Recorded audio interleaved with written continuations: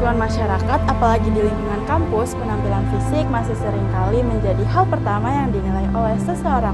Tanpa disadari, banyak dari mereka menerima perlakuan berbeda hanya karena warna kulit, bentuk tubuh, dan juga penampilan mereka. Fenomena ini disebut diskriminasi fisik.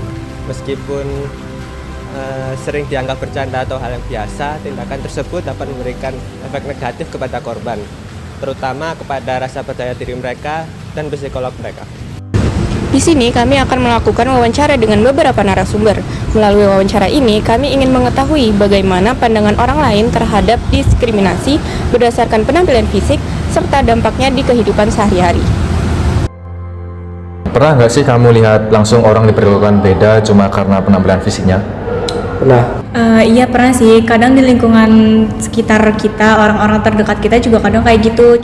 Mungkin dari biasanya kan orang-orang timur itu kan orang yang paling gampang untuk kena diskriminasi, apalagi penampilan fisik dari orang sana mungkin agak beda, terus kemudian masuk di lingkungan ini jadi lebih agak gampang lagi lah bahasanya. Itu Contohnya tuh kayak ngejek bentuk tubuh atau warna kulit atau bentuk wajah yang nggak sesuai standar. Kalau menurut kamu nih, diskriminasi soal penampilan fisik yang paling sering terjadi sehari-hari itu seperti apa? mungkin dari outfit yang nggak cocok bisa terus kemudian tadi dari etnis yang berbeda itu pasti paling besar. Jadi dari penampilan yang nggak cocok itulah yang bisa jadi bahan ya seperti itu. Iya. Menurut kamu, gimana sih perasaan atau dampak yang dirasain seseorang kalau sering dihakimi karena penampilannya?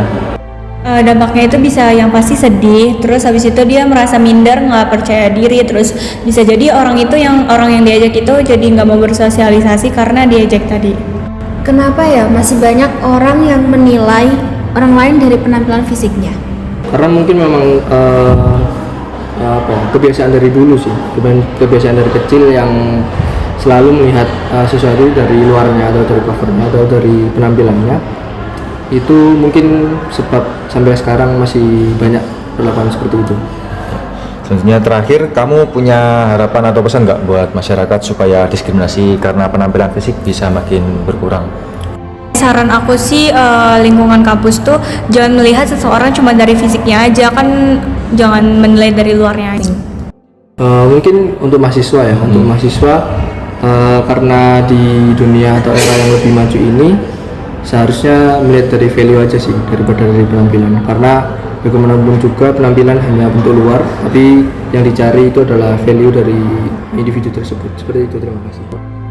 Aku harap sih lingkungan kampus nggak menilai orang dari fisiknya aja, karena setiap orang tuh punya kelebihan dan kekurangannya masing-masing.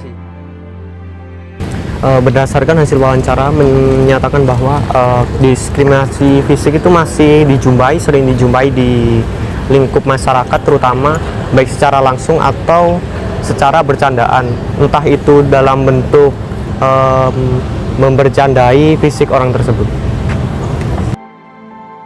Oleh karena itu, kita perlu menghargai sesama tanpa menilai seseorang dari penampilan fisiknya, karena sikap saling menghormati dan menghargai merupakan cerminan dari nilai kemanusiaan dalam kehidupan sehari-hari.